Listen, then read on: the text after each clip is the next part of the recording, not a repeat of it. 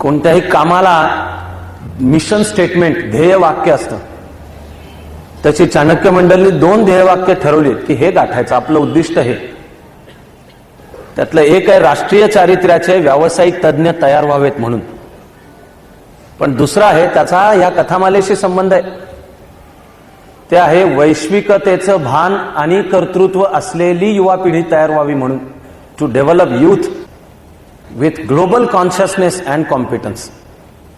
जग एक होत चाललं. IT, इंटरनेट, बायोटेक्नॉलॉजी, तथाकथित साम्यवादाचा पाडाव आणि भांडवलशाहीचा विजय, शीतयुद्धाचा शेवट, जगातलं आजपर्यंतच्या माणसाच्या इतिहासातलं सर्वात बलाढ्य राष्ट्र म्हणून अमेरिकेचं स्थान. या सगळ्यामध्ये आपल्याला भारत देश म्हणून नव्या भिंती उभ्या करायच्या नाहीत.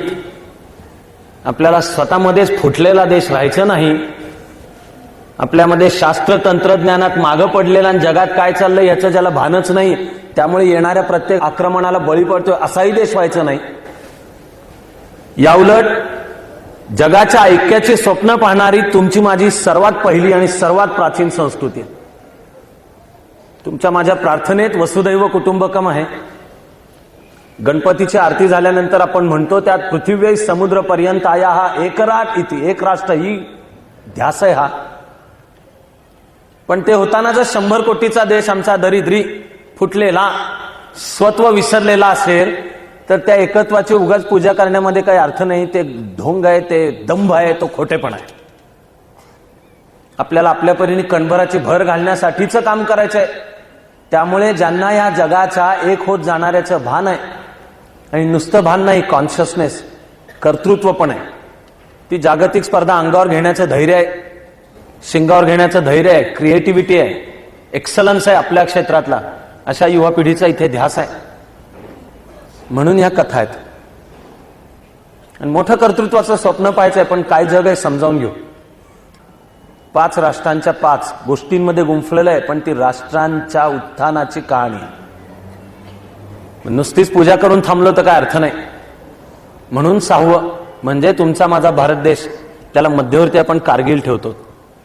आणि मग 7वी जवळजवळ कळायला लागल्यापासूनच्या आयुष्यभर जी अतिशय रम्य भारावून टाकणारी कहाणी मी ऐकत आलो, जमलं तिथे सांगत आलो, तिने आपण समारोप करणार आहोत.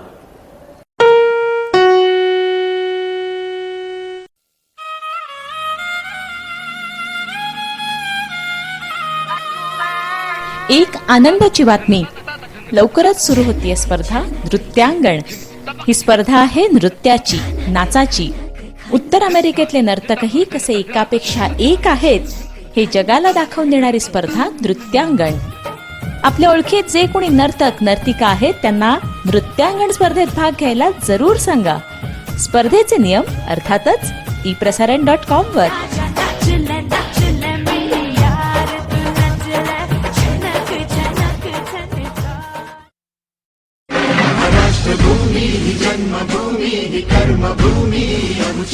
MBM टोरंटो योजित 4थे विश्व मराठी साहित्य संमेलन 3 ते 5 August living art centre Mississauga. Canadian Marathi इतिहास घडताना तुमची उपस्थिती. मराठीचे ठाई सकल विश्व एकरूप होय.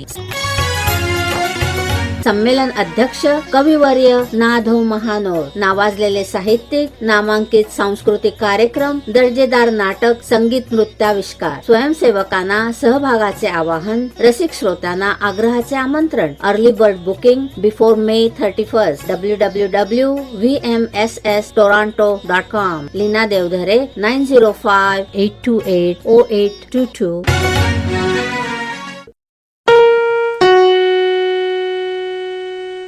आपल्या परीने आपल्या देशाचं छोटंसं काम करायचा प्रयत्न करताना आम्ही एक 20-25 वर्ष झाली कार्यकर्त्यांचा गट असा आहे की जो त्या वर्षी ठरवतो यावर्षी कशाचा तरी विशेष अभ्यास करायचा. सुट्टी म्हणजे काय, या सुट्टीमध्ये काहीतरी विशेष अभ्यास करू. सुमारे 25 वर्षांपूर्वीच्या एका सुट्टीत असं ठरवलं की स्वातंत्र्य मिळाल्यानंतर ज्या लढाया झाल्या त्यांचा अभ्यास करू. पुणे हे डिफेन्सचं एक मोठं सेंटर आहे, ND आहे. संरक्षण क्षेत्राशी संबंधित खूप संस्थानं इथे आहेत. एअरफोर्सच्या सदर्न कमांडचं पुणे हे प्रमुख केंद्र आहे. खूप आहेत आणखी. ती आम्ही आधी पाहिलेली होती, त्यामुळे आम्ही ठरवलं की आपण अभ्यास करू. नुसत्याच पराक्रमाच्या, नुसत्याच दिशाव नाही, त्या युद्धशास्त्राच्या समजुतीसहित अभ्यास करू. त्यामुळे 1948 मध्ये झालेलं युद्ध, 62चं चीनचं युद्ध, 65 साली पुन्हा झालेलं युद्ध, 71चा बांगलादेश मुक्ती संग्राम, याचा आम्ही अभ्यास केला. ज्या वर्षी अभ्यास केला त्यावेळेला अजून सियाचीन ग्लेशियरचा प्रश्न चालू झालेला नव्हता आणि अर्थातच कारगिलचं युद्धही झालेलं नव्हतं. पुढे 1999 मध्ये कारगिलची अघोषित लढाई झाली. त्यावेळेला माझं असं भाग्य आहे की मी तिथे गेलो. लढाईच्या काळात द्रास आणि कारगिल सेक्टरमध्ये होतो. अधिकृतरित्या लढाई संपल्यानंतर कुपवाडा सेक्टरमध्ये राहून दहशतवाद्यांच्या विरुद्ध कारवाई नेमकी कशी होते ही समजावून पण घेतली आणि अशा एका कारवाईमध्ये सहभागी होण्याचं भाग्य पण मला मिळालं. ज्या वेळेला आमचं शिबिर होतं अभ्यासाचं, स्वातंत्र्यानंतर झालेल्या लढाया, त्या शिबिरामध्ये मार्गदर्शन करायला पुण्यामध्ये पोस्टिंगवर असलेला मेजर वर्मा नावाचा एक अधिकारी आम्हाला शिकवायला होता. शिकवायला म्हणजे सांगायला. अनेक सत्र घेत असताना त्यातल्या एका सत्रात आधी त्यांनी लढाया कशा झाल्या, त्यातल्या महत्त्वाच्या कोणत्या, 65ची खेमकरणची लढाई पश्चिम आघाडीवरची, 71 सालातली शक्करगडची लढाई ती पण पश्चिम आघाडीवरची, त्यानंतर बांगलादेश मुक्तीचा नेमका संग्राम म्हणजे काय आणि कसा झाला, मुक्तीबाहिनी कशी बनली, त्यामागचं जागतिक राजकारण आणि लष्कराने घेतलेली धोरणं, हे सगळं समजावून सांगितलं आम्हाला. 71चा हा जो बांगलादेश मुक्ती संग्राम झाला त्यामध्ये भारताने पाकिस्तानवर सरळ सरळ मात केली. आधीची 48ची लढाई आहे ती बारामुल्ला सेक्टरच्या थोडं पलीकडे जाऊन थांबली. पंडितजींनी थांबवली म्हणून थांबली. 65ची लढाई मध्ये काश्मीर आपल्याला अवघड गेला, पण भारताच्या सुदैवाने लालबहादूर शास्त्रींच्या सारखी व्यक्ती पंतप्रधान होती. त्यांनी ज्या वेळेला एक आघाडी अवघड जाती असं पाहिलं त्यावेळेला सैन्याला आदेश दिला दुसरी आघाडी उघडा पंजाबमधून आणि पाकिस्तानमध्येच घुसा. तसं भारतीय सैन्य घुसलं. नाक दाबल्यानंतर तोंड उघडतं, तशी पाकिस्तानची स्थिती झाली. लाहोरच्या कॅन्टोनमेंटपर्यंत भारताचं सैन्य पोचलं. पण वस्तुस्थिती ही आहे की 65ची लढाई हा अनिर्णित सामना आहे. हा युद्धशास्त्र किंवा आंतरराष्ट्रीय राजकारण दोन्ही कुठल्याच अर्थाने निकाल लागलेला म्हणजे निश्चित भारताने जिंकलं असं नाही आहे. भारत हारला नाही. अयूब खान असा ताडमाड उंच होता. जनरल अयूब खान पाकिस्तानमधली लोकशाहीचा कचरा करून त्यांनी ताब्यात घेतला, मार्शल लॉ पुकारला आणि हुकुमशहा झाला. हे 1958 मध्ये. आणि त्याला असं वाटलं, त्याची घोषणा होती, हंस के लिया पाकिस्तान लडके लेंगे हिंदुस्तान, अशी त्याची घोषणा होती. तुमच्याच नेत्यांनी आम्हाला देश फोडून सहजपणे देऊन टाकला पाकिस्तान, म्हणजे पूर्व पाकिस्तान सकट, की जाऊ द्या देऊन टाकला. तो हंस के लिया. आता आमचे रणगाडे जे दणदणत निघतील ते दिल्लीपर्यंत जाऊन थांबतील अशा वल्गना अयूब खान करत होता. कारण अयूब खान हे आंतरराष्ट्रीय राजकारणात बोलायचा त्यावेळेला धोतीवाले क्या लढेंगे. लालबहादूर शास्त्री बुटके होते, पांढरशुभ्र धोतर कुर्ता आणि डोक्यावर टोपी घालून असायचे. गांधीजींच्या परंपरेतले होते. नेहरूंचे पट्ट्या शिष्य होते. हे काय लढणार आहे. 65ची लढाई झाली. प्रथमच भारतीय सैन्याला प्रतिहल्ल्याचं सांगणारा पंतप्रधान निघाला की गप्प बसून ऐकून नाही घ्यायचं. काश्मीर फ्रंट अवघड जाते का, अवघड जात होती, दुसरी आघाडी उघडा आणि पाकिस्तानला चेचा. मग जे भारतीय विमानं निघाली, नाविक दळ पण कराचीपर्यंत पोहोचलं आणि आर्मी इन्फंट्री लाहोरच्या कॅन्टोनमेंटपर्यंत पोहोचले. अमेरिका आणि रशिया मध्ये पडले, तडजोड करायला लावली. घेतलेली जिंकलेली शिखरं आपण परत केली, ती आमच्या देशाची उदार परंपराच आहे. पण ताश्कंदला जानेवारी 1966 मध्ये एकत्र बैठक, समिट, शिखर परिषद ठरली. भारताच्या वतीने शास्त्रीजी आणि पाकिस्तानच्या वतीने अयूब खान. अयूब खान ताश्कंदमध्ये आधी पोहोचलेला होता. शास्त्रीजी जेव्हा आले आणि अयूब खान आणि शास्त्रीजींची भेट ठरलेली होती, त्यावेळेला अयूब खान एका जिन्याच्या अशा वरच्या टोकाला उभा होता. शास्त्रीजींची कार आली. आंतरराष्ट्रीय प्रोटोकॉल आणि मॅनर्स असं सांगतात की अयूब खानने जिना उतरून शास्त्रीजींना स्वागताला यायला हवं होतं. पण हा ताडमाड 6 फुटापेक्षा जास्त उंच सॉलिड दणकट टिपिकल पंजाबी जो होता हा जिन्याच्या वरच्या टोकाला तसाच उभा राहिला, मिलिटरीच्या युनिफॉर्ममध्ये होता. आपले बुटके शास्त्रीजी आपले उतरले, धोतर सावरत जिना चढून वर गेले. आंतरराष्ट्रीय मीडियाचं त्या लॉबीमध्ये लक्ष होतं आता काय होतं ते. शास्त्रीजी आणि अयूब खान यांचा शेकहँड झाला आणि शास्त्रीजी पहिलं वाक्य अयूब खानला बोलले, म्हणाले अब तो आपको पता चला होगा कि धोती वाले भी लड़ सकते हैं. पण 65ची लढाई अनिर्णित आहे. निसंशयरित्या भारताने जिंकलेला सामना 71ची लढाई. बांगलादेश, पूर्व पाकिस्तान. आमच्यावर उर्दू भाषेची सक्ती नाही पाहिजे असं म्हणणारा, बंगाली भाषेबद्दल अभिमान असलेला, धर्मानी मुस्लिम पण त्याला धर्मापेक्षा जास्त अभिमान भाषेचा. पश्चिम पाकिस्तानच्या राजकीय लॉबीज लादत होत्या पूर्व पाकिस्तानवर की नाही उर्दूच राष्ट्रभाषा.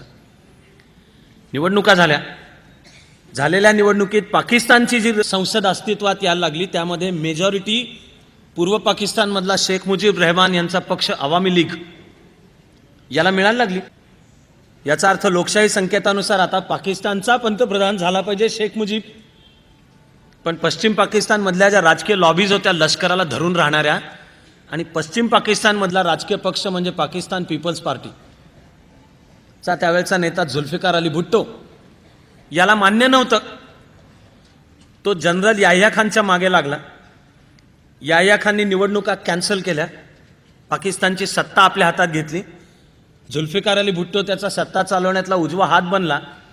हे सगळं पाहून 25 मार्च 1971ला शेख मुजीब रहमान यांनी स्वतंत्र बांगलादेशच जाहीर केला. भारताने त्याला पाठिंबा दिला. पाकिस्तानचं सैन्य बांगलादेशमध्ये घुसलं आणि 20व्या शतकात फक्त हिटलरची तुलना होऊ शकेल इतका क्रूर नरसंहार हा पाकिस्तानच्या सेनेने त्यावेळेला जे म्हणत होते की हा पाकिस्तानच आहे त्या पूर्व बंगाल ईस्ट पाकिस्तानच्या जनतेवर केले. पुरुषांच्या सरसकट कत्तली, तोंडानी सभ्यपणाने सांगायला शरम वाटावी इतके सुद्धा भयानक अत्याचार पाकिस्तानी सैन्याने केले. 1 कोटी बांगलादेशमधले निर्वासित भारतात आले. अजूनपर्यंत आपण त्यांना पोचतो, त्यातल्या बहुसंख्य जणांना अजूनपर्यंत आपण पोचतो. पण पंतप्रधान इंदिराजींनी त्यावेळच्या लष्कराच्या 3ही प्रमुखांना मार्चमध्येच सूचना दिली होती की आपल्याला हा प्रश्न लष्करी पद्धतीने सोडवायचा आहे, तयारी करा. 3 डिसेंबर 1971ला पश्चिम सीमेवर भारताच्या हवाई हद्दीचा भंग करून पाकिस्तानच्या विमानांनी येऊन अमृतसर आणि अंबाला इथे बॉम्बिंग केलं आणि त्या दिवशी युद्ध जाहीर झालं.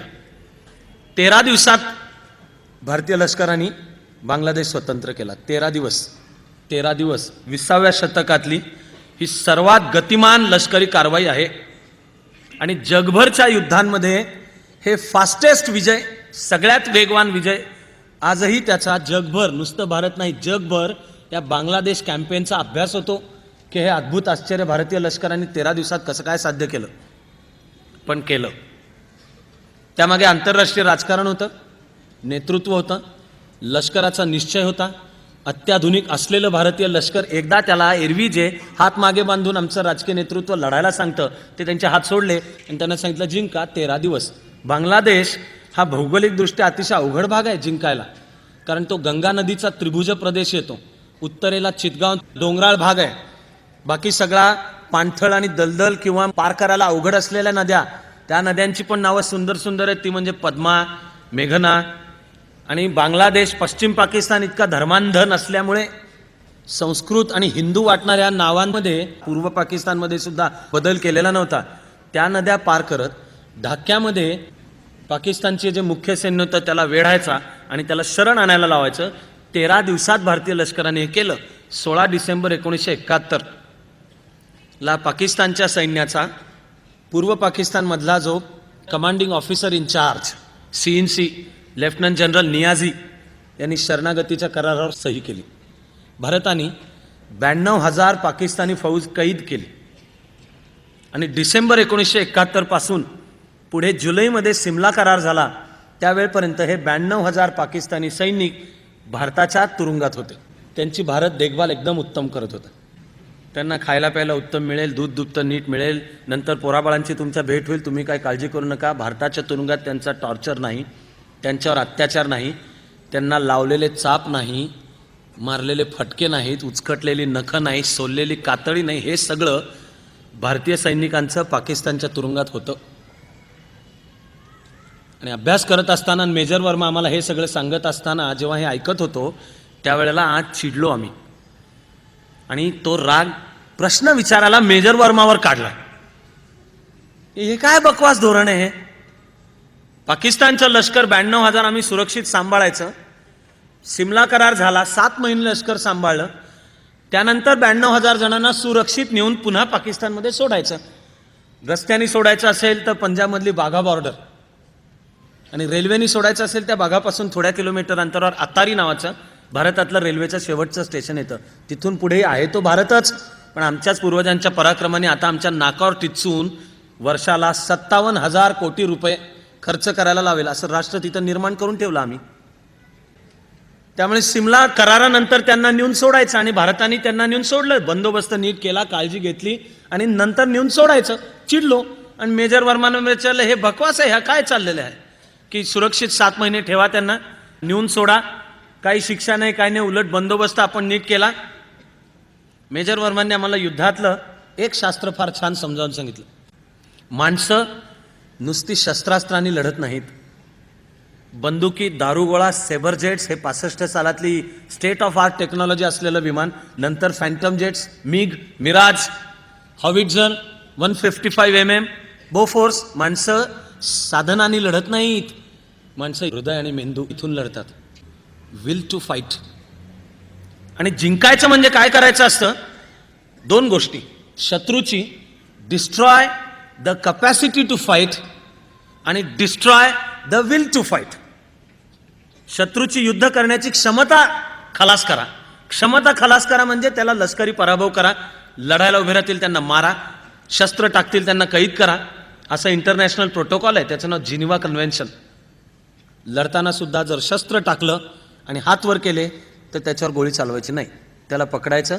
आणि जिनिव्हा कन्व्हेन्शन POW म्हणजे प्रिझनर्स ऑफ वॉर ला कसं सांभाळलं पाहिजे याचे नियम सांगतं. भारत ते पाळतो.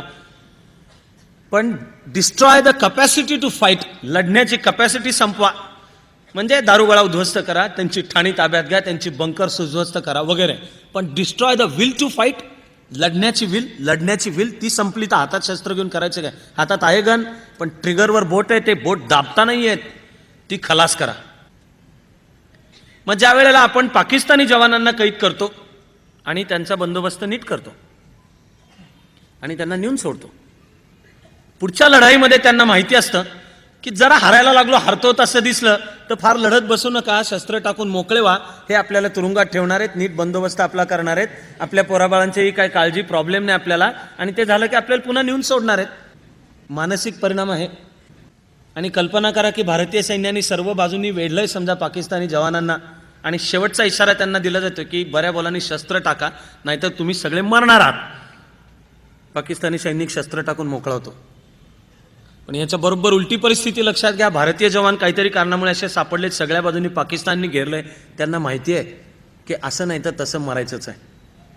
शस्त्र जर टाकलं खाली आणि पकडलो गेलो तर आपले हाल कुत्रं पण खाणार नाही, इतके भीषण अत्याचार आपल्यावर होणार आहेत. त्यापेक्षा मरायचं असेल तर मरता मरता 10 जणांना घेऊन मरू.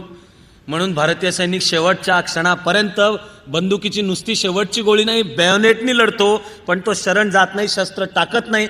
आणि त्यामुळे एरवी अशक्य वाटलेले विजय भारतीय जवानांनी मिळवून दाखवलेत.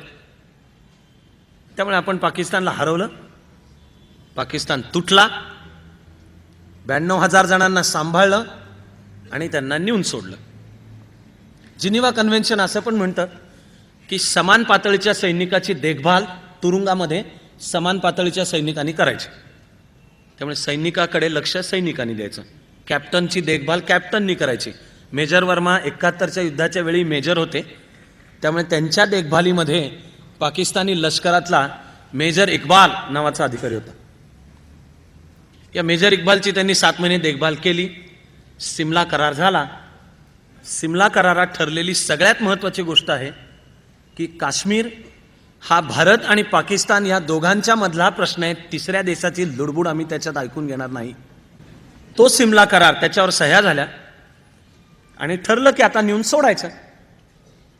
तेव्हा मेजर इक्बालला बरोबर घेऊन आपले मेजर वर्मा अतारीच्या सीमेवर पोचले. मेजर इक्बालला त्यांनी सोडला. तो एक सेरिमनी असतो, अटेन्शन सॅल्यूट्स कसे असतात, फार छान असतो. ते लष्करी पद्धतीचं नृत्य आहे, जणू मार्शल बँडवर असलेलं लष्करी पद्धतीचं नृत्य आहे. ते सर्व झालं आणि एक शेवटचा, दोघांनाही हिंदी येतं, दोघांनाही उर्दू येतं. शेक हँड करून मेजर वर्मा मेजर इक्बालला म्हणाले, फिर मिलेंगे. हिंदी आणि उर्दूमध्ये निरोप घेण्याची पद्धत आहे, फिर मिलेंगे. बरं, अरे दोस्तीमध्ये तो शेक हँड करतोय तर त्याला फक्त म्हणणं अपेक्षित असतं, ओके फिर मिलेंगे असं म्हणून जा ना, बऱ्या बोलाने तुझ्या देशात नेऊन सोडतोय ना तुला. पण हा मेजर इक्बाल बदला, सूड, अपमान याच्या भावनेने पेटलेला, संतापलेला होता. त्याचा संताप संपलेला नव्हता. त्यामुळे मेजर वर्मांनी जेव्हा शेक हँड केला आणि फिर मिलेंगे म्हणाले, मेजर इक्बाल म्हणाला, मिलेंगे मैदान जंग में, की फिर मिलेंगे. तर अरे फिर मिलेंगे म्हणणार नाही, तो तिथंच सांगतोय की सोडणार नाहीये, लढणार आहोत पुन्हा. कुठे? मिलेंगे मैदान जंग में, लढाईच्या मैदानातच भेटू. अच्छा, हे आंतरराष्ट्रीय संबंधांचं रूपक आहे. भारताने म्हणायचं फिर मिलेंगे, ह्यांनी म्हणायचं मिलेंगे मैदान जंग में. मेजर वर्मा म्हणाले फिर मिलेंगे. मेजर इक्बालने हात तसाच ठेवला, दाबला असेल आणि खुन्नस स्वर म्हणाला, मिलेंगे मैदान जंग में. डोळ्याची पापणी न लवता मेजर वर्मा हसून त्याला म्हणाले, तो बरखुरदार उस वक्त भी हम आपको इसी तरह से विदा करेंगे.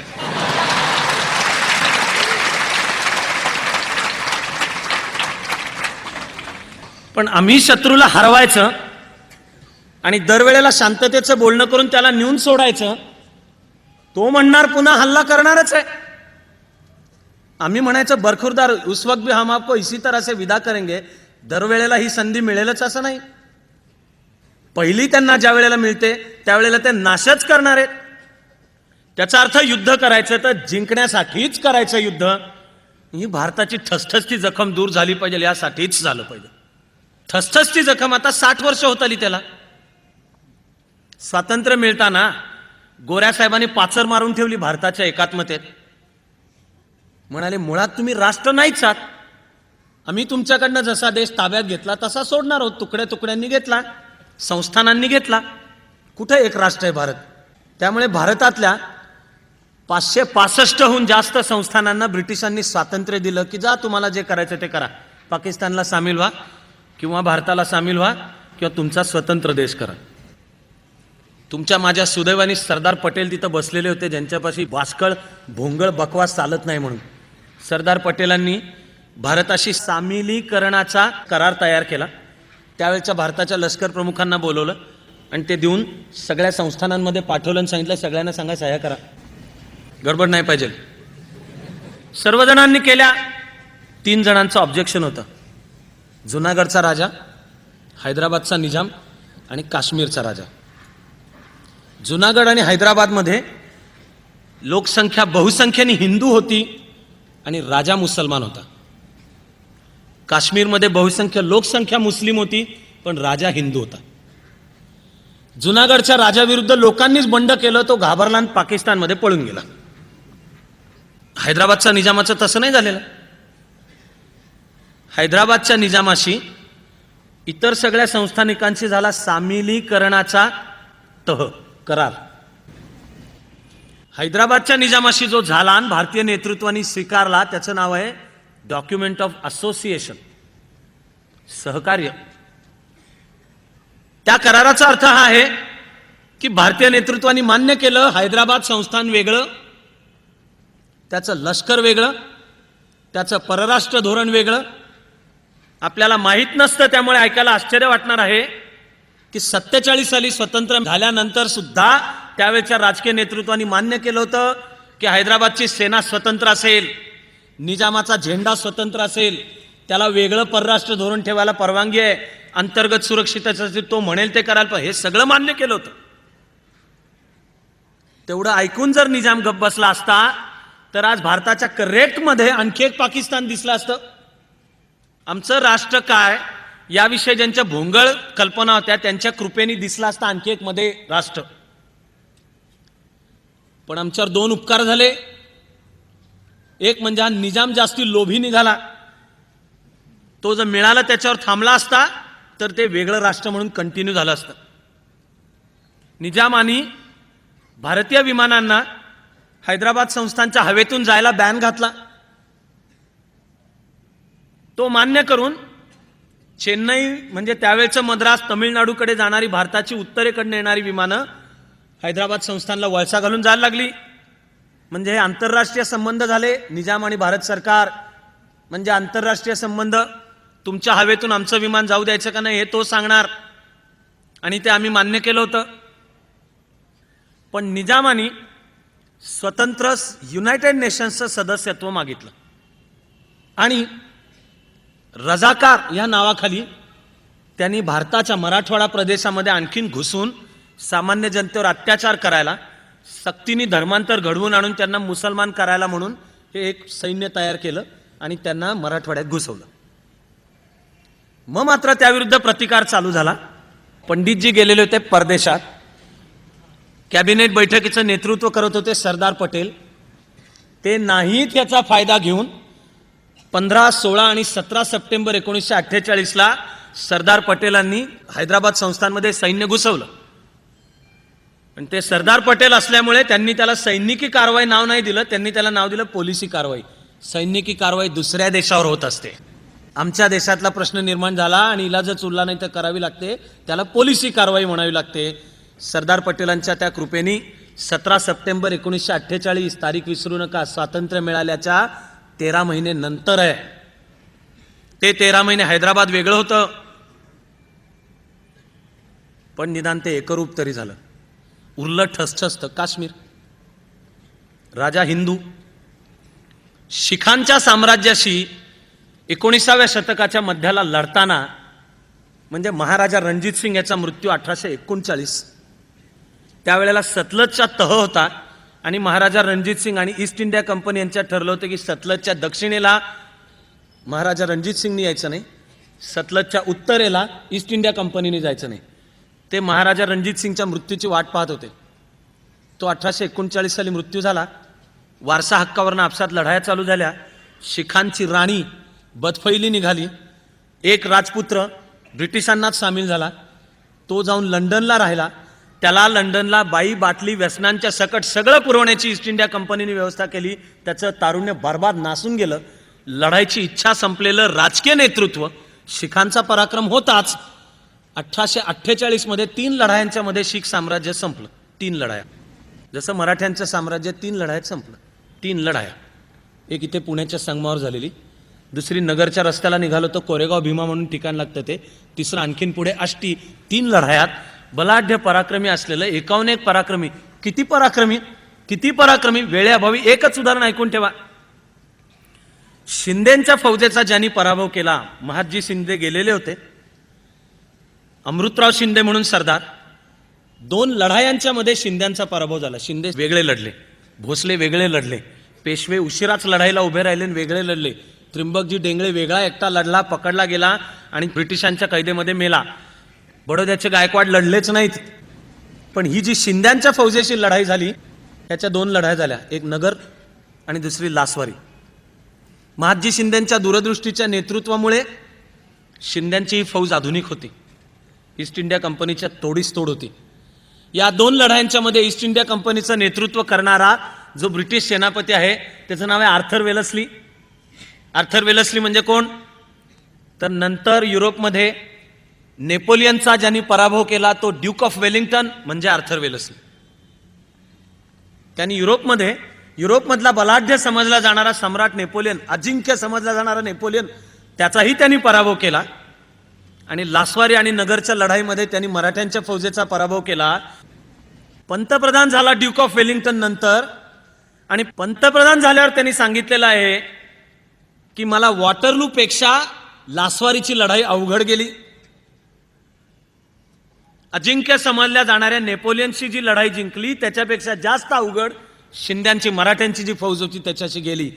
कच्चं होतं, कचकड्याचं होतं, कच खाणारं होतं ते आमचं राजकीय नेतृत्व होतं. हारावं लागलं. 150 वर्ष गुलामीत काढावी लागली. आत्ता स्वातंत्र्य त्याच्यात नव्हतं. आम्हाला स्वातंत्र्याचं मोल कळल्यासारखे वागत नाही आम्ही, समाज म्हणून नाही, नेतृत्व म्हणून नाही. पण काश्मीरच्या राजाला वेगळं काश्मीर करायची इच्छा होती, कारण त्याच्या पूर्वजांनी हे शिखांचं साम्राज्य बुडवायला ईस्ट इंडिया कंपनीला मदत केली होती. तो डोगरा जमातीचा राजा होता. त्यामुळे शिखांचं साम्राज्य डुबल्यानंतर हा जम्मू काश्मीर हा जो भाग आहे हा डोगरा राजा, त्यावेळच्या राजाचं नाव गुलाब सिंग, 1850च्या आसपास त्याला दिलं. तिथपासून पुढे त्यांचं राज्य चालू राहिलं. स्वातंत्र्य मिळताना होता राजा हरिसिंग, त्याला भारतातही यायचं नव्हतं, पाकिस्तानमध्येही जायचं नव्हतं. मोहम्मद अली जिनांचा आग्रह होता की पाकिस्तानमध्ये सामील व्हा, तुम्हाला अंतर्गत स्वायत्तता देतो, पण महाराजा हरिसिंगला ते मान्य नव्हतं. पुन्हा थोडी घाई नडली पाकिस्तानची, ती म्हणजे काश्मीर बळकवण्यासाठी म्हणून पुन्हा नाव रजाकारच.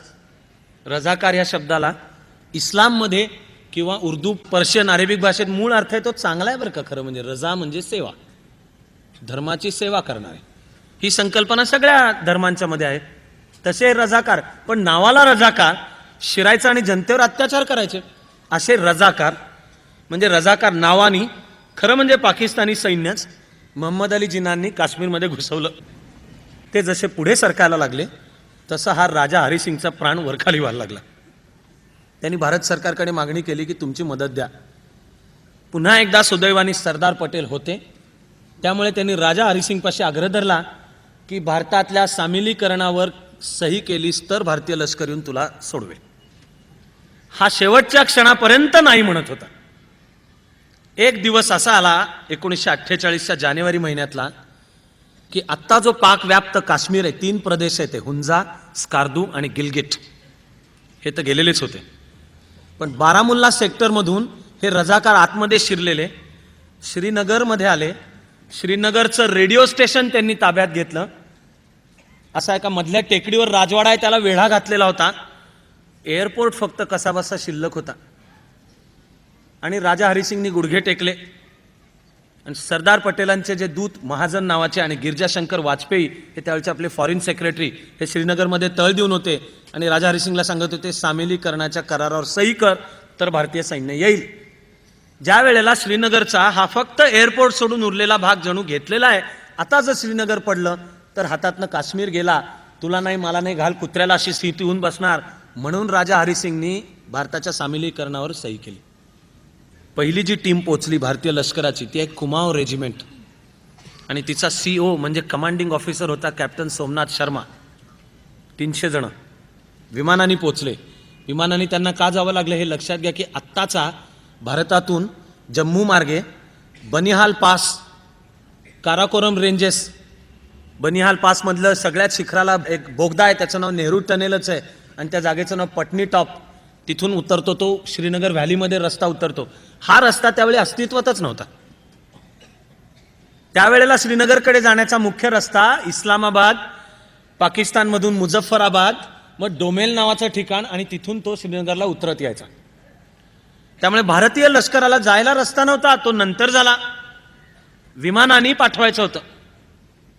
आणि ती जी त्यावेळची स्थिती डिसेंबर जानेवारी म्हणजे बर्फाचे दिवस आहेत, धुकं असतं, हेलिकॉप्टर्स किंवा विमानं सुद्धा जायला अवघड येतात. याच्यात पहिले भारतीय 300 सैनिक पोचले आणि त्यांनी 3 दिवस 3 रात्र फक्त विमानतळ लढवला. कारण विमानतळ ताब्यात राहिला तर उरलेले भारतीय जवान येऊ शकतील. त्या लढाईमध्ये स्वतः कॅप्टन सोमनाथ शर्मा मारला गेला. स्वतंत्र भारताचं पहिलं परमवीर चक्र म्हणजे लष्करातला सर्वोच्च पराक्रमाचा सन्मान कॅप्टन सोमनाथ शर्माला मिळालेला आहे. काश्मीर वाचलं. 1948ची लढाई, काश्मीर वाचलं. पण 65 काश्मीरवरनंच, 71 झालं बांगलादेशवरनं. पण ठरलेलं होतं की यायचं. खरं म्हणजे योजना त्यावेळेला ही होती की 16 डिसेंबर 1971ला पूर्व पाकिस्तानचा बांगलादेश झाल्यानंतर सैन्य एअरलिफ्ट विमानाने आणायचं पश्चिम सीमेवर आणि लगे हा त्याच वेळेला पाकव्याप्त काश्मीर तो आपल्या ताब्यात घ्यायचा. 48च्या लढाईच्या वेळेला हा जानेवारी महिन्यातला एक दिवस असा आहे की ज्यावेळेला भारताचे त्यावेळेचे चीफ ऑफ आर्मी स्टाफ लष्कर प्रमुख जनरल करिअप्पा हे पंडितजींना सांगत होते की आम्हाला फक्त 48 तास अजून द्या, काश्मीर मोकळा करतो. पण पंडितजींचा युनायटेड नेशन्सवर विश्वास होता. त्यांनी युनायटेड नेशन्सकडे हा विषय मांडला. आहे असं थांबा असं रिझोल्युशन युनायटेड नेशन्सनी पास केलं. त्यामुळे युद्धबंदी झाली. ज्या सीमा, ज्या सैनिक जे जिथे होते तिथे थांबले. त्यामुळे आता आपण भारताचा नकाशा जेव्हा पाहतो तेव्हा हे कधीही विसरू नकोत की असा वरचा जो काश्मीर दाखवला जातो त्याचा पाकिस्तानच्या बाजूचा 1/3 आणि अक्साई चीनचा प्रदेश म्हणतात, तो चीनच्या बाजूचा आणखीन छोटासा भाग, हे प्रत्यक्ष भारताच्या ताब्यात नाहीत. ते पाकिस्तानच्या ताब्यात असलेले 3 भाग म्हणजे हुंजा, स्कार्दू आणि गिलगित. आणि मग पाकिस्ताननी हा जो पाकव्याप्त काश्मीरचा भाग होता तो नंतर एक भाग चीनला देणगी म्हणून दिला. आणि मग चीननी त्या भागामध्ये इस्लामाबादहून तिबेटची राजधानी ल्हासाला जाणारा एक हायवे तयार केलाय. तो किती रुंदीचा हायवे आहे? हिमालयाच्या भागातनं जाणारा, एका वेळी 4 रणगाडे दणदणत त्याच्यावरनं जाऊ शकतील एवढ्या रुंदीचा हायवे. तो भारताच्या उरावर परमनंट धोका आहे आता. पण त्यामुळे 48 साली अशी लढाई थांबली बारामुल्ला सेक्टरच्या पुढे. आता पाकव्याप्त काश्मीर आणि आंतरराष्ट्रीय प्रश्न आणि सिमला करार कितीही ठरलेला असो, आजच्या तारखेचं चित्र आहे आता की काश्मीर हा केवळ भारत आणि पाकिस्तान मधला, म्हणजे 2 देशांच्या मधला संबंध ठेवणं अवघड जाणार आहे. कारण जगाच्या पाठीवरचा आता काश्मीर हा सगळ्यात प्रक्षोभक विषय मानला जातो. जगात जे विषय चालू आहेत, Yugoslavia, Bosnia Herzegovina, Chechnya, Palestine, East तिमोरचा प्रश्न, फिलिपिन्सचा प्रश्न, एल सॅल्वाडोर, कुठले घ्या, दुनियेच्या पाठीवरचे जे संघर्ष चालू आहेत, यामध्ये आज काश्मीर हा सगळ्यात गरम, सगळ्यात प्रक्षोभक मानला जातो. याचं कारण हा एकच लढा असा आहे की ज्याच्यातले 2ही शत्रू देशांच्याकडे अण्वस्त्र आहेत. जर यांच्यामध्ये लढाई पेटली आणि कोणता तरी एका देशाची पाठ भिंतीला लागली तर शेवटचा उपाय म्हणून का विना त्या अण्वस्त्राचा वापर करतील. मग अण्वस्त्र हा 2 देशांमधला प्रश्न राहत नाही, कारण त्याच्या रेडिएशनचा परिणाम जगावर असतो. मग जग पण मध्ये येणार. त्यामुळे आता हा परवेज मुशर्रफ हा जॉर्ज बुशच्या पदराला धरून असतो.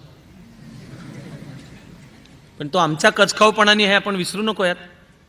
आणि आग्र्यामध्ये चर्चा करायला ज्या वेळेला हा येतो, ज्या कारगिलची गोष्ट मध्यवर्ती धरून आपण ऐकणार आहोत, ते घडवलं कोणी? त्यावेळेला लष्कर प्रमुख परवेज मुशर्रफ होता, पंतप्रधान नवाज शरीफ होता, लोकशाही मार्गाने निवडून आलेला. कारगिलमध्ये घुसखोरी पण झाली, आम्हाला उशिरा पण नेहमीप्रमाणे लक्षात आलं. त्याच्या आधी आम्ही नवाज शरीफशी शेकहँड करून झालो होतं. बस यात्रा चालू झाली होती दिल्लीहून लाहोरला. तत्कालीन पंतप्रधान अटलजी गेलेले होते. फेब्रुवारी 1999 मध्ये ते नवाज शरीफला शेकहँड करत होते. कारगिलची चकमक चालू झाल्यानंतर लक्षात आलं की अटलजी नवाज शरीफला शेकहँड करायच्या 1 महिना आधी कारगिल भागात घुसखोरी झालेली होती आणि शिखरं पाकिस्तानच्या ताब्यात होती. नुसती शिखरं पाकिस्तानच्या ताब्यात नव्हती, त्या शिखरांच्या वर पाकिस्ताननी अद्ययावत टेक्नॉलॉजी वापरून बंकर्स तयार केली होती. सिमेंट कॉन्क्रीटची स्लॅब टाकलेली, स्टील वापर केलेली, आणि त्या बंकर्सवर अँटी एअरक्राफ्ट आर्टिलरी होती. म्हणजे ही एवढी सगळी चढवायला लागते त्या बंकर्सवर, हे सगळं दिलेलं होतं. फेब्रुवारीमध्ये शेकहँड झाला. मे 1999 मध्ये पहिल्यांदा आम्हाला लक्षात आलं कारगिल भागात घुसखोरी झाल्याचं. त्यावेळच्या आंतरराष्ट्रीय राजकारणामध्ये पाकिस्तानची बाजू कोणी घेतली नाही, कारण इथे पाकिस्तान घुसखोर आहे हे फार उघड होतं. नवाज शरीफनी नंतर राजकारण काय केलं, जणू त्यांनी आंतरराष्ट्रीय स्तराला असा दावा केला की खरं म्हणजे हा प्लॅन माझा नव्हता, हा प्लॅन परवेज मुशर्रफचा होता. परवेज मुशर्रफ त्यावेळी चीनमध्ये होता आणि चीनमधून त्याचं पाकिस्तानी लेफ्टनंट जनरलशी झालेल्या बोलण्याच्या कॅसेट्स रिलीज झाल्या. कशा रिलीज झाल्या? बहुधा अंदर की बात सगळ्यांना माहिती आहे की नवाज शरीफनीच पुरवलेल्या असणार आहेत, की मी नाही हो त्यातला, असं सांगण्यासाठी. त्यामुळे नवाज शरीफ आणि यांच्यात झालेलं लेफ्टनंट जनरलमध्ये झालेलं बोलणं काश्मीरमधल्या म्हणजे कारगिल सेक्टरमधल्या घुसखोरीबद्दल, ही घुसखोरी होत राहिली. त्यामुळे कारगिलची वेळ आली, ती लढाई तिकडे चालू झाली. तेव्हा मी, माझे सहकारी आणि ज्यांच्या शुभेच्छा आशीर्वाद सहकारी असतं त्यांच्याबरोबर इथे आपापल्या छोट्या मोठ्या लढाई चालूच होत्या. पण तिथे ती चालू झाली तेव्हा असं वाटलं की आपल्याला तिकडे जायचंय, मला राहवत नाही, मला जायचंय तिकडे. काय, कोणी कदाचित म्हणेल खतरों से खेलने का शौक. पण जास्ती महत्त्वाचं हे आहे की व्यक्तिगत माझे जे छोटंसं काम आपण सगळे मिळून करतो ते म्हणजे चाणक्य मंडलचे काश्मीरच्या प्रश्नाशी सुद्धा सक्रिय संबंध आधीपासून आहे. जुलै 1984 मध्ये एका रात्रीत त्यावेळचं फारुख अब्दुल्ला यांचं सरकार, त्यावेळचे गव्हर्नर जगमोहन यांनी डिसमिस केलं.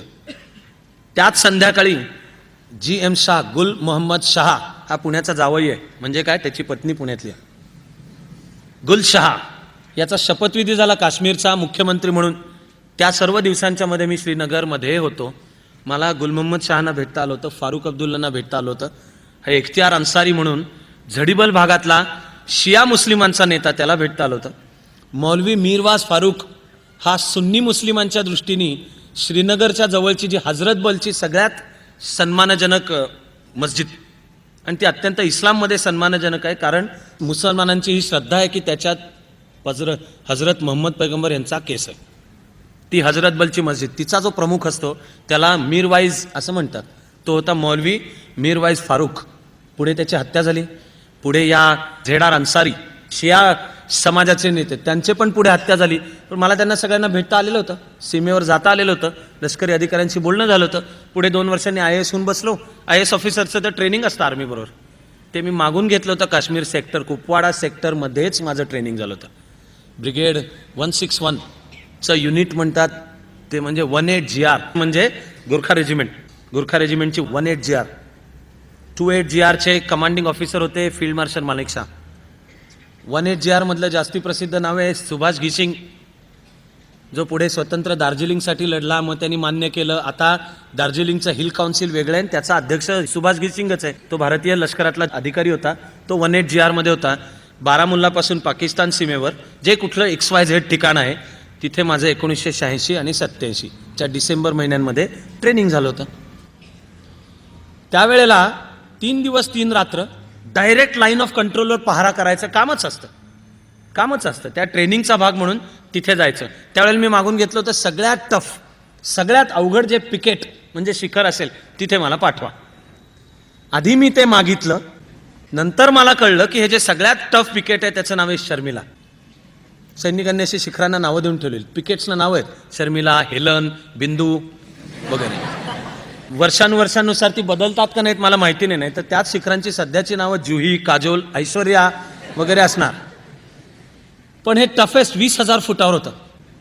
खुन्नस म्हणून मी मागून घेतलं. त्यामुळे त्याच्या बंकर्समध्ये राहून 3 दिवस 3 रात्र डोळ्याला जी अशी एक लाईन दिसते की ही एक असं उगवलेलं झुडूप, त्या झुडपाला फुटलेल्या 2 फांद्या, ती म्हणजे लाईन ऑफ कंट्रोल. आणि बंकरमधनं ट्रेन केलेली जी गन आणि कंटिन्युअस 24 तास पहारा चालू असतो तो करेक्ट त्या स्पॉटला असतो. तिथे परवानगीशिवाय फुलपाखरू जरी हारलेलं दिसलं तर काही कळायच्या आतमध्ये मशीन गनची बस सुरू होईल. हे असताना लष्करी सीमेवर आमचे जवान जे हसतमुख असतात, मृत्यूशी रोजचा सामना करत असताना आहे तो क्षणही आनंदाने घालवत, बिचकत नसतात, घाबरत नसतात. झेलम नदी वाहत जाते. झेलमचा तो किनारा पाकिस्तानच्या ताब्यात आहे, हा किनारा भारताचा आहे. एकाडेक ठरलेलं आहे पाणी भरायला झेलमवर कधी कोणी यायचं. 2 भारतीय जवान एक दिवस झेलमवर पाणी भरायला गेलेले असताना त्या झेलमच्या पलीकडे असलेला जो डोंगर आहे त्याच्यावर पाकिस्तानचं जे ठाणं होतं त्यांनी फायरिंग करून दोघांना मारलं. भारतीय त्यावेळेला युनिट होतं 18 MLI. MLI म्हणजे मराठा लाईट इन्फंट्री चा जो तिथला कमांडिंग ऑफिसर होता त्यांनी पाकिस्तानच्या COशी कॉन्टॅक्ट केला. त्यांच्या भेटी होत असतात, त्याला फ्लॅग मिटिंग्स म्हणतात. फ्लॅग घेऊन भेटीगाठी, म्हणजे जेव्हा वॉर सिच्युएशन नसते तेव्हा भेटीगाठी होतात. तर आपला जो कमांडिंग ऑफिसर मेजर होता, या मेजरनी सांगितलं की तुम्ही हे काय केलंय. त्यावेळेला पाकिस्तानी CO जो होता त्यांनी आपल्या मेजरची टिंगल केली. आणि टिंगल काय होती की फायरिंग करायला तुम्हाला दिल्लीहून ऑर्डर यायला लागते, आम्हाला फायरिंग करण्याकरता नाही ऑर्डर यायला लागते. तुमचे जवान दिसले ना आम्ही त्यांना उडवला. आपला मेजर परत आला. दुसऱ्या दिवशी ज्या वेळेला पाकिस्तानची पाणी भरण्याची वेळ होती त्यावेळेला त्यांच्या समोर आपला मेजर 4 जवानांना घेऊन गेला आणि 4 पाकिस्तानी जवान पाणी भरत असताना यांनी या किनाऱ्यावरनं त्या 4ही जणांना गोळ्या घालून मारलं. आणि समोरच्या पाकिस्तानी कमांडिंग ऑफिसरला निरोप पाठवला की आता बोल, मला दिल्लीची परमिशन पाहिजे का तुझी परमिशन पाहिजे गोळ्या घालायला. त्यांच्याबरोबर नंतर माझं ट्रेनिंग झालं.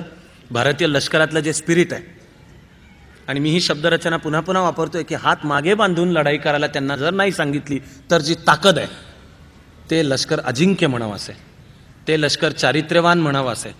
काश्मीरमध्ये, ईशान्य भारतामध्ये आपण दहशतवादाचा सामना जवळजवळ गेली 50 वर्ष करतो आहोत. आंतरराष्ट्रीय संघटनांनी सुद्धा पाहणी करून सांगितलेलं आहे की 50 वर्षात भारतीय जवानांच्याकडनं जनतेवर अत्याचार झाले, स्त्रियांची अब्रू लुटली, हे प्रकार 5 सुद्धा निघणार नाहीत. 5 सुद्धा, ते 5 असले तरी समर्थनीय नाहीत. जिथे झाले तिथे लष्कराने त्याच्यावर कारवाई केली आहे, पण भारतीय लष्कराचं अबू घरेब नाही, प्रतिस्पर्ध्यावर टॉर्चर नाही. म्हणजे एथिक्स आणि मॉरल हे उच्च पाळूनच तरीही ही लढाई जिंकायची, ताब्यात ठेवायची. दहशतवादाची लढाई करत असताना ॲम्नेस्टी इंटरनॅशनलनी पाहणी केली काश्मीरमध्ये आणि मान्य केलेलं आहे की भारतीय लष्कराच्याकडनं कुठेही टॉर्चर नाही, गैरप्रकार नाहीत. ते कारगिल. त्यामुळे ज्या वेळेला हे घडलं, काश्मीरी विद्यार्थी पुण्यात आले तर येत असतात, चाणक्य मंडलला जातात, चाणक्य मंडलचे विद्यार्थी कार्यकर्ते तिथे जातात. म्हणून मे जून 99 असं वाटलं की आपण गेलं पाहिजे, म्हणून गेलो. श्रीनगरमध्ये उतरलो. श्रीनगर सुनसान, सन्नाटा. एरवी जे श्रीनगर आपण फार सौंदर्याचं म्हणून वर्षानुवर्ष ऐकत आलेलो होतो, त्या श्रीनगरमध्ये आधी जो मला वर्षानुवर्ष जाणवत गेलेलो होतो तो सन्नाटा. डल लेकच्या काठावरच्या एका हॉटेलमध्ये थांबलो होतो. शेवाळं साचलेलं डल लेकच्या पाण्यावर. ते जे शिकारा असतात, हाऊसबोट्स, त्या सगळ्या थंड, शांत. काश्मीरची अर्थव्यवस्था ही फक्त टुरिझमवर आहे. तो जर मेला तर काश्मीरच्या अर्थव्यवस्थेचं कंबरडं मोडलं. हे सगळे दहशतवाद, लढाया, याच्यामुळे टुरिझम मेलेला होता. किती मेलेला होता. फिरायला म्हणून जर डल लेकच्या काठावर जरी बाहेर पडलो तरी या शिकाऱ्यांचे जे मालक होते ते पठाणी वेश असतो, पायघोळ, ते मळलेले, त्यांचे केस विस्कटलेले. एरवी जे काश्मीरी सौंदर्य आहे पुरुषाचं सुद्धा म्हणतोय, देखणेपणे, म्हणजे त्याला ही दारिद्र्याची, अस्वस्थतेची, दहशतवादाची झळ लागलेली. त्यामुळे ते असे डोळे सगळे विझल्यासारखे घेऊन यायचे जवळ. माझी हाऊसबोट, माझी शिकारा तुम्हाला देतो. मग दुसरा म्हणायचा 50 रुपये तासाला. ते ऐकत असताना त्याच्या शेजारचा उभा असल्या म्हणतो, नाही 40 रुपयांनी देतो, नाही 30नी देतो. मला वाटायचं की थोडा वेळ जर आपण थांबलो तर बहुधा एखादा म्हणेल मी 5 रुपये देतो पण माझी शिकारा वापरा. अर्थव्यवस्था जर कोलमडून पडली तर जगायला लोकांना उरणार काय. दोनच गोष्टी. एक, केंद्र सरकारकडनं दरवर्षी आपण काश्मीरमध्ये जे काही 1000 कोटी ओततो, पंप करतो, ते जे काही 1000 कोटी रुपये ते दरवर्षी काश्मीरमधल्या फक्त 18 घराण्यांकडे जातात. त्या घराण्यांचं दारिद्र्य दूर झालंय, काश्मीरचं नाही. बेरोजगारी, अकार्यक्षमता, निरक्षरता, भ्रष्टाचार, हे सगळे प्रश्न जे उर्वरित देशाला आहेत तेच काश्मीरला सुद्धा आहेत. मग आर्थिक साधन दुसरं उरतं, दहशतवाद. सीमेपलीकडे ट्रेनिंग मिळणार आहे, मान सन्मान मिळणार आहे, दारू सकट बोलू नये भाषा, सगळ्या गोष्टी मिळणार आहे. शिवाय तो दहशतवाद, जिहाद आणि इस्लामच्या नावाखाली येणार आहे. या ट्रेनिंग घ्या आणि काश्मीरमध्ये घुसून कारवाई करा. त्याच्याबद्दल त्यांचा इन्शुरन्स असतो, त्यांना पैसा असतो, त्यांच्या अकाउंटवर ठेवले जातात. पुढे काश्मीरमध्ये नोटिसा जातात घराघरात की हे 4 दहशतवादी तुमच्या घरात राहणार आहेत, बऱ्या बोलांनी त्यांना द्या तुमच्या घरातल्या सगळ्या वस्तू अथवा सेवांसकट. त्यामुळे तरुण पोरं दहशतवादाच्याकडे वळणार. उरलं काय दुसरं. भारतीय लष्कराचं श्रीनगरमधलं जे ठिकाण आहे, हेडक्वार्टर, ते आहे, त्याचं नाव बटवारा गेट म्हणून एरिया. मी रिक्षावाल्याला सांगितलं मला बटवारा गेटला सोड. तो रिक्षावाला घाबरत सुद्धा म्हणाला की बटवारा गेटच्या थोडं अलीकडे सोडतो. का सोडतो. तो म्हणाला मला जर कोणी पाहिलं तुम्हाला सोडताना तर मला मारतील. तुम्ही इंडियन आहात हे कळतच आहे, मला मारतील. अलीकडे उतरलो, चालत गेलो. गेटवर जो बंदोबस्त, तुमच्या तपासण्या वगैरे सगळ्या ज्या होतात ते करून निरोप होते आधी. त्यामुळे आत जे युनिट आहे आर्मीचं तिथे, त्याचा पब्लिक रिलेशन्स ऑफिसर, त्याचं नाव मेजर परशुराम म्हणून होतं. हा केरळचा होता, उंच, मस्त तगडा, अशी खडकामधून कोरून काढलेली काळी कभिन्न आकृती वाटावी तसा होता आणि हसतमुख. त्याचा पांढऱ्या रंगाशी संबंध फक्त त्यांनी तोंड उघडले की. पुढे 2000 साली बटवारा गेटवर दहशतवाद्यांनी छापा घातला. त्या छाप्यात हा मेजर परशुराम मारला गेला. आणि मारला कसा गेला तर त्या बटवारा गेटवरून ज्या वेळेला हे आले दहशतवादी मुजाहिदीन अटॅक करून, त्याला कळलं त्याच्यापाशी एक AK-47 होती. त्यांनी आपल्या सहकार्यांना सांगितलं मागे दार आहे, त्यांनी तुम्ही जा, हे मी लढवतोय. त्यामुळे फ्रंटनी येणारा सगळा हल्ला त्यांनी त्याच्या अंगावर घेतला आणि मेजर परशुराम गेला. आपण ज्या माणसाला हसतमुख पाहिलेलं असतं, आपण ज्या माणसाला भारताच्या सीमेचं रक्षण करताना पाहिलेलं असतं, तो गेला असा अनुभव आल्याशिवाय त्यातली तीव्रता लक्षात नाही येणार आहे की तो नाही. आता मेजर परशुराम, अरे तो माझ्याशी बोलला होता, नुसता बोलला नव्हता, माझी द्रास आणि कारगिलमध्ये जाण्याची व्यवस्था त्यांनी केली होती, बरोबर होता, हसतमुख होता, गाणी म्हणणारा होता. त्याला ते अनामिका, कोई तो होगा मेरा अपना, आणि वेंगा बॉईज मधलं इबिझा, वी आर गोइंग टू इबिझा, ही त्याची लाडकी गाणी. तो मेजर परशुराम आता आपल्यात नाही आणि ते आमच्या सीमांचं रक्षण करायला दहशतवाद्यांशी लढताना तो गेला. माझा दुसऱ्या दिवशीचा प्रवास त्याच्याबरोबर चालू झाला. पहिली एक साधारण 22-23 किलोमीटर नॉर्मल आहे. डोंगरातनंच जाणारा प्रदेश आहे, वेगळं सांगायची गरज नाही.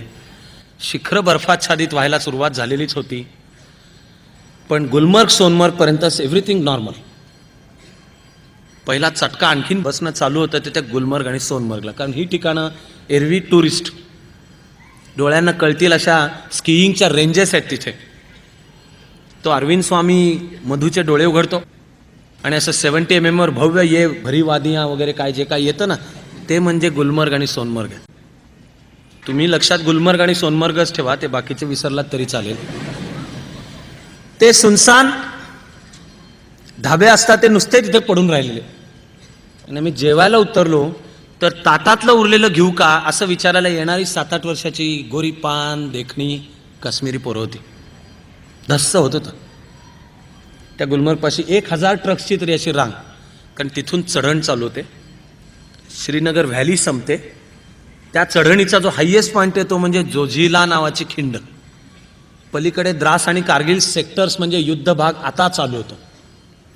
तो जो द्रास आणि कारगिल सेक्टर आहे तो रोज जे 1000भर ट्रक्स येतात त्यावर जगतो, कारण त्याच सेक्टरला स्वतःची अर्थव्यवस्था फारशी नाही.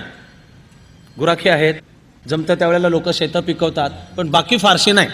रोज 1000भर ट्रक येणार आणि ते या खिंडीतून तो कॉन्व्हॉय पास होतो. त्यावेळेला द्रास आणि कारगिलला तो जर पोचला तर ते जगू शकणार. असे 1000भर ट्रक वाट पाहत आहेत. तिथे युद्ध चालू, आणि ते युद्ध चालू असल्याचा धक्कादायक एकदम अचानकच कळलेलं. जोजिलापाशी आम्ही चढत गेलो. खिंडीमध्ये एक शंकराचं मंदिर आहे.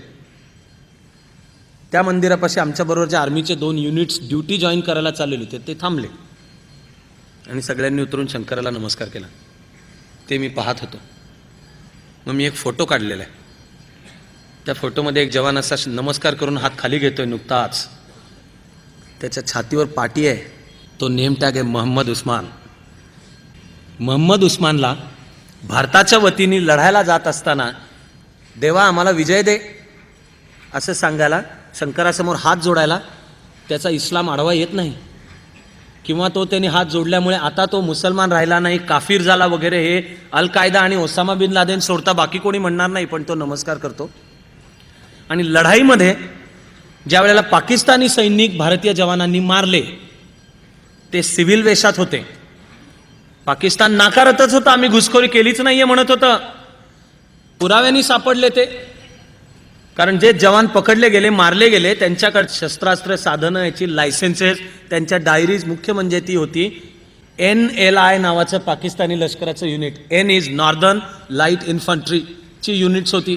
त्याचे जवान होते, त्यांच्या डायऱ्या त्या उर्दूमध्ये उलटीकडनं लिहिलेल्या त्या प्रदर्शनात म्हणजे मांडलेल्या, आणि त्यांच्या गन्सन सगळंच पाहायला मिळालं. पण एवढं सगळं होऊन आंतरराष्ट्रीय राजकारणात सुद्धा पाकिस्तान सांगत होतं की हे आमचे जवान नाहीच आहेत. त्यामुळे बर्फामध्ये काही दिवस मेलेले पाकिस्तानी जवान नुसतेच पडून होते. त्यांचे अंत्यसंस्कार भारतीय जवानांनी केले, सन्मानाने केले, कारण आम्हाला आमची संस्कृती शिकवते मेलं की शत्रुत्व उरत नाही. त्यांचे अंत्यसंस्कार केले आणि ते अंत्यसंस्कार करायला नमाज अदा केला. त्यावेळेला ते काय आमचं भारतीय अथवा हिंदू असणं काय आडवं येत नाही. भारताच्या भारतपणाची ही ताकद आहे, ती अनेकांना लक्षात येत नाही. जोजिला जसं क्रॉस झालं तसं मात्र युद्धक्षेत्र चालू झालं. आणि युद्धक्षेत्र असणं म्हणजे काय ह्याचा जो असा लाईव्ह जिवंत अनुभव आहे तो तिथपासून पुढे कळणं चालू झाला. जोजिला पास केल्यानंतर असं एक चढण चढत जातं. तो डोंगराच्या टोकापर्यंत जायचं होतं, मग उतरायचं पलीकडे. त्या टोकाला आम्हाला एक शेल येऊन पडलेला दिसला. तो पडला, जे क्रेटर उद्ध्वस्त झालं त्याच्यात एक जीप उलथून पडली. त्या स्पॉटपर्यंत आम्हाला पोचायला 15 मिनिटं लागली. 15 मिनिटात ती जीप पुन्हा निघण्यासाठी सज्ज होती. जीपच्या जवळ बॉम्ब पडला, जमीन उधळली, जीप उलटून पडली, जे काय नादुरुस्ती झाली असेल ती सगळी. मध्ये आर्मीचं एक युनिट आहे, ते दुरुस्तीचं युनिट आहे, मोटर व्हेकल्स दुरुस्ती करणार आहे. 15 मिनिटात ती जीप दुरुस्त. आणि मग आम्ही तिथे पोचतोय त्यावेळेपर्यंत त्या अशा लोखंडी पोलादी वायर्स लावून, त्या वायर्सच्या टोकाला वाहनं लावून ती जीप ओढून पुन्हा सरळ ती जीप युद्धमैदानावर जाण्यासाठी पुन्हा सज्ज. 15 मिनिटात. याच्या 1 जरी कार्यक्षमता आपल्याला सिव्हिल लाईफमध्ये आणता आली तर 2 वर्षात भारताचं नवीन सुवर्णयुग चालू होईल. पण आम्हाला पुणे मुंबई सुपर एक्सप्रेस हायवेला सुद्धा झालेले ॲक्सिडेंट्स, वाहनं जी असतील ती पुढे 6-6 महिन्यानंतर कडेला दिसतात. कोणीतरी येऊन चाक पळवून नेतो, दुसरा कोणीतरी हँडल पळवून नेतो, तिसरा कोणीतरी, आता फक्त ते कारचा पुठ्ठा शिल्लक राहतो, कारण तो पळवायला बहुधा कोणाला काय आणता आलं नाही म्हणून. लोकांची दारिद्र्य रेषा योजना आहे ही. पण प्रत्यक्ष लढायचे म्हणल्यानंतर 15 मिनिटात वाहन पुढचं तयार. मग चालू झाल्या तोफा सेट केलेल्या आपल्या आर्टिलरीज. 6 तोफांचं युनिट असतं. या होत्या बोफोर्स गन्स. बोफोर्स म्हणजे 155 mm. त्यामागे काय झालं असेल नसेल तो राजकीय आणि भ्रष्टाचाराचा विषय सोडा, या जगातल्या टेक्नॉलॉजिकली सगळ्यात प्रगत गन्स आहेत. का? कारण बॉम्ब टाकला जातो त्यावेळेला टार्गेट असं काही डोळ्यासमोर दिसत नसतं. या तोफांची रेंज 10 ते 17 किलोमीटर एवढ्या अंतरावर आहे. त्यामुळे 10 ते 17 किलोमीटरवर शेलिंग तोफगोळा तिथे टाकायचा आहे, तर या गनना आधी रडार असतं. त्याचं नाव गन लोकेटिंग रडार.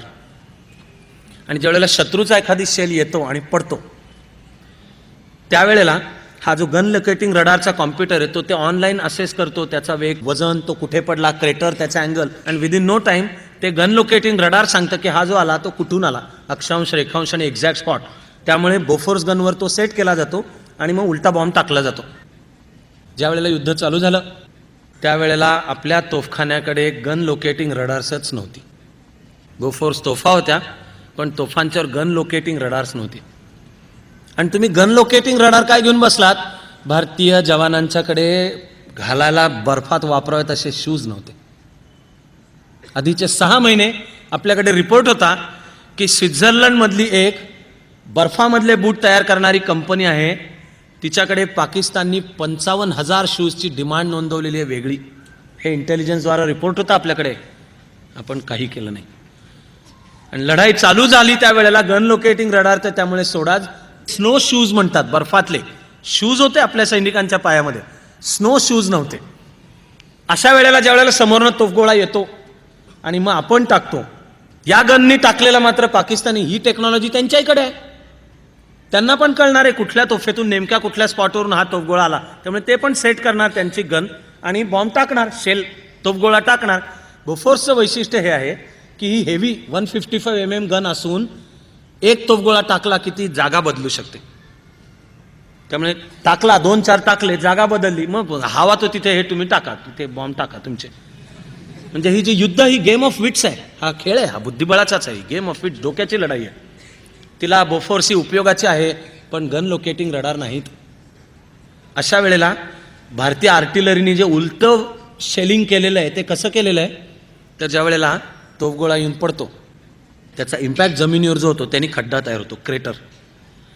त्या क्रेटरचा जिथे तोफ गोळा आदळतो तिथे होणारा इम्पॅक्ट आणि उद्ध्वस्त स्फोटामुळे स्प्लिंटर्स पसरतात तसा होणारा, याचा डोळ्यांनी अभ्यास करून भारतीय आर्टिलरीतले जवान मेंदूत अंदाज करायचे की याचा अर्थ हा गोळा किती किलोमीटर कुठला स्पॉट तिथनं आला आणि उलटा शेलिंग करायचे. लढाई संपल्यानंतर पाकिस्तानच्या ताब्यात असलेल्या जागा जेव्हा आपल्या ताब्यात आल्या तेव्हा कळलं हे ब्लाइंड शेलिंग सुद्धा अनेक ठिकाणी भारतीय जवानांचं ॲक्युरेट होतं. फक्त डोळ्यांनी कळून जो क्रेटर तयार असेल त्याच्या आधारावर केलेलं शेलिंग, ते या बोफोर्सच्या गन्स, बॅटरीज आणि शेलिंगसुद्धा. हे करत करत द्रासपाशी पोचलो. द्रासचं जे कॅन्टोनमेंट आहे हा आपला देशाचा पहिल्या नंबरचा हायवे 1. हायवे नंबर 1 हा दिल्लीहून श्रीनगरला जातो. तसाच तो उत्तरेला श्रीनगरहून गुलमर्ग, सोनमर्ग, मग जोजिला खिंड आणि मग द्रास आणि कारगिल.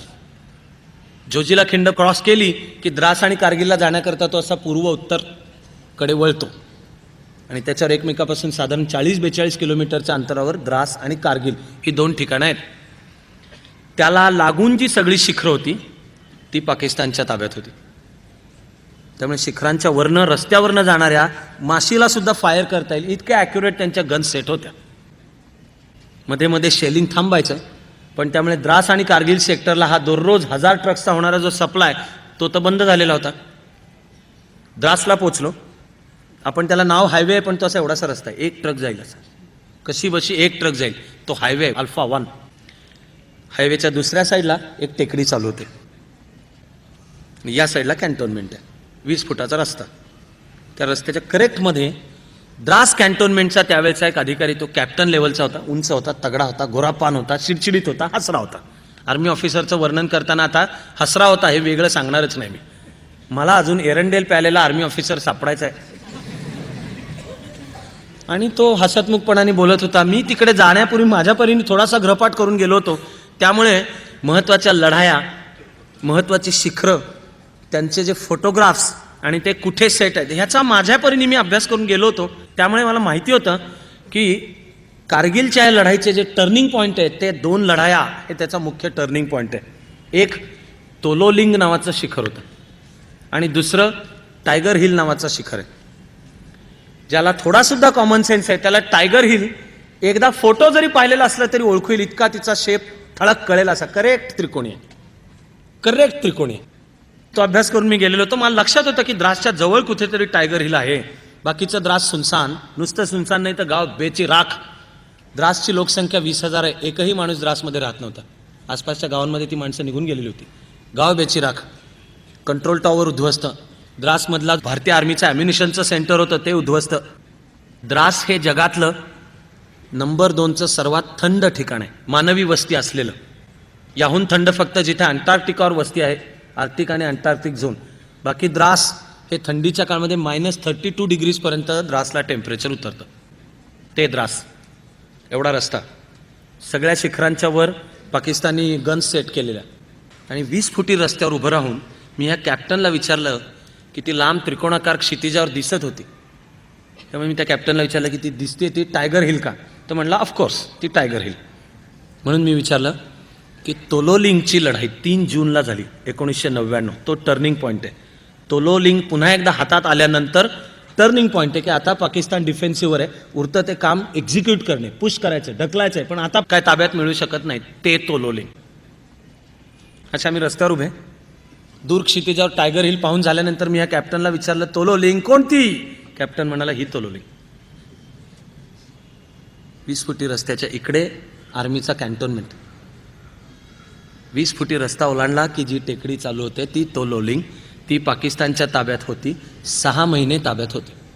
जानेवारीपासून जूनपर्यंत पाकिस्तानच्या ताब्यात होती. आम्हाला कळलेलं नव्हतं. कसं कळलेलं नव्हतं? आणि कधीतरी याला कोणी जबाबदार असणार का नसणार? की झाली ती लढाई आमच्या भूमीवर झाली.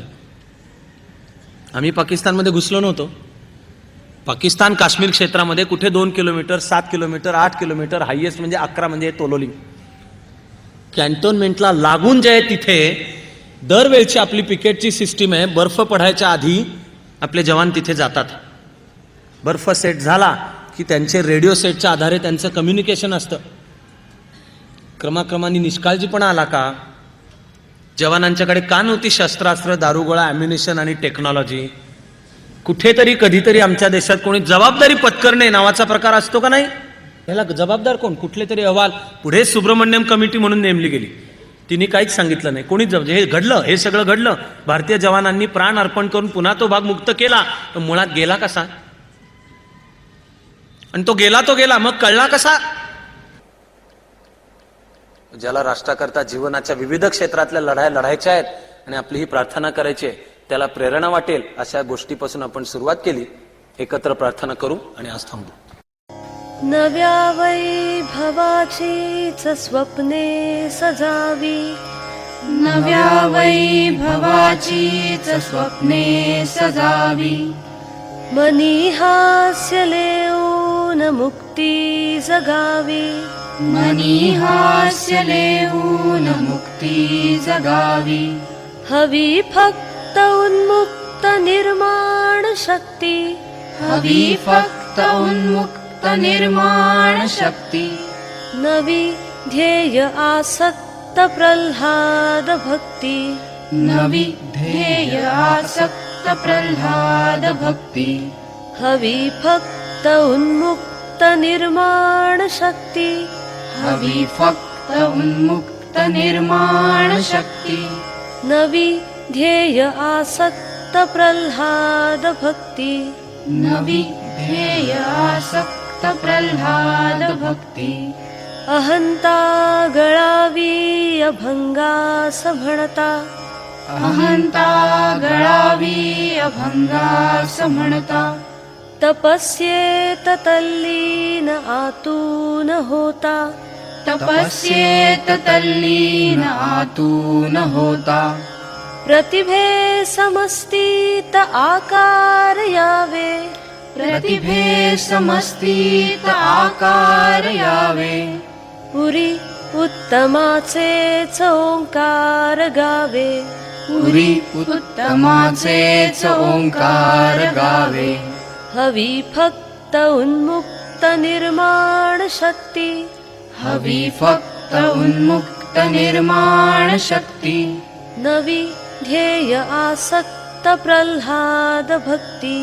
नवी ध्येय आसक्त प्रल्हाद भक्ती.